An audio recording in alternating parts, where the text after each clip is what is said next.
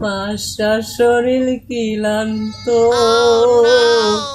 বড় একটা বট গাছ দেখতে পেল। বট গাছের নিচে যাওয়া মাত্রই বাসার ঘুম চলে এলো। হুজুর আপনার শরীরও তো ক্লান্ত, আপনি যা বাসার সাথে ঘুমান গা বট গাছের নিচে। আর এক কাজ করেন, এরপর থেকে ওয়াজে একটু লবণ মরিচ বাড়াই দিন। এইবার বাদশা অন্য একটি জঙ্গলে শিকার করতে যায় হারিয়ে গেল। এইদিকে সন্ধ্যা হয়ে গেছে, বাদশা চিন্তায় পড়ে গেল। এইদিকে বাড়িতে রানীও চিন্তা করে, বাদশাও নাই। বাদশা এইবার চিন্তা করে আমার রানী যেন বিধবা না হয়।